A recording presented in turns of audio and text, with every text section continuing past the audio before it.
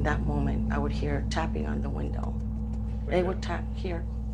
I would hear it tapping. And I'm thinking, well, maybe it's just a squirrel or a raccoon. But it was like a pattern. It was definitely a knock. And I would open my eyes and I'd look toward the window and then it would stop. But after a while, I started feeling an actual presence.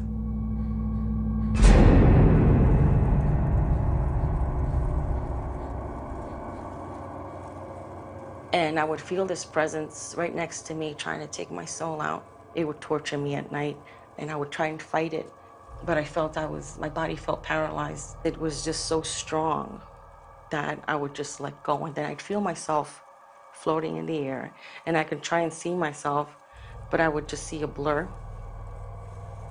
And it happened for many years. And when I was pregnant with my daughter, and I felt the baby as well trying to come out, but I was trying to fight it. And I was saying, no, no. So I would pull back. It's like if I would pull back and it would pull, the other way.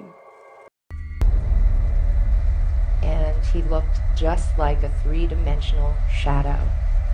Outline, just perfect.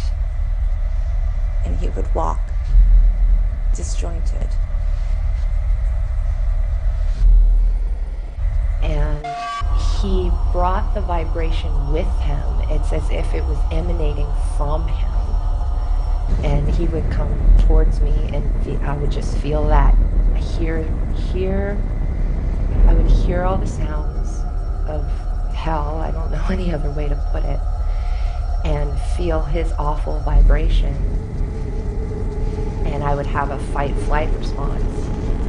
And I would completely, freak out and try to scream or get away. And many times the intensity just continued. And I was very scared. And I was upstairs, and I didn't feel like anybody was going to get to me if I screamed. The first one is a generic shadow person, which is just basically an outline of me and you on a sunny day on the pavement, on the sidewalk, in a 3D form. And the second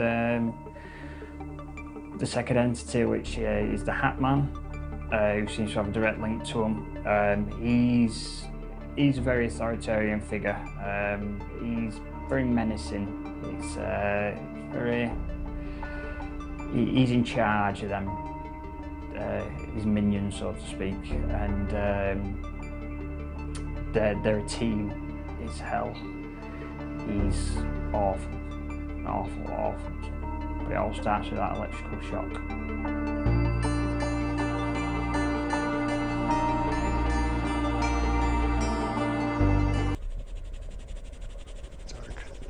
They always just look so cartoony. I've tried to draw them before and it just looks like so goofy.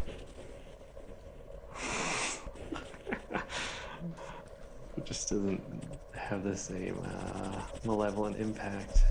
And their skin was like television static. It had, like an old TV, when the signals, when you're not getting a good signal, it had that same kind of texture, that kind of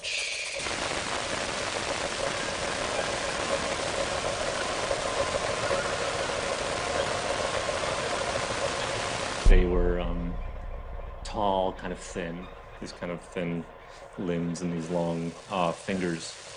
And they had these very simple faces, almost cartoonish faces of, these two inky eyes and this big, like, inky smile on their face. This kind of, this tickling fingers. These like long, slender.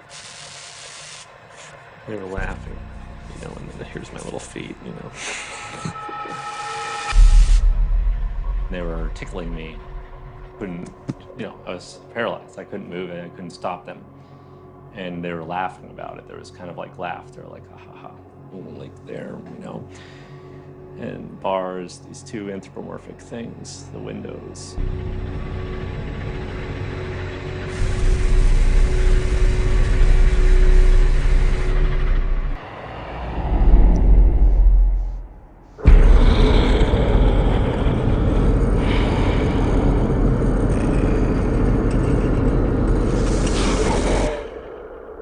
and I can sense the color red, as if they were wearing something red, like a dark red robe of some kind, or something red.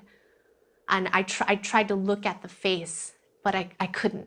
Like every inch, every centimeter feels like a ton. Can't really, we can't interpret it. Like, we're still not, interpreting it right, but now we're seeing the raw data. We're seeing, oh, that could be a demon. I don't know how to visualize a demon because that's not a thing that my brain can interpret. And I mean, I actually kind of believe that probably a lot of people who do believe that they have been abducted were actually victims of sleep paralysis of varying degrees. Of course, as reading more about sleep paralysis and realizing the prevalence of this experience, exists in every single culture in the world. There are these common archetypes that keep popping up, and all over the world. Like, it's not just in America people get these red-eyed demons, and it's not, they're everywhere. The shadow man, the cats on the chest. I learned very late in my life that the name of Jesus has power, and that's how I became a Christian. So, do you not believe in the Wikipedia definition of sleep paralysis? No, that would be sort of like the worldly term, like what people would deem as something that's a physiological response, that it's like a natural thing that happens with the body, but I don't think that's true.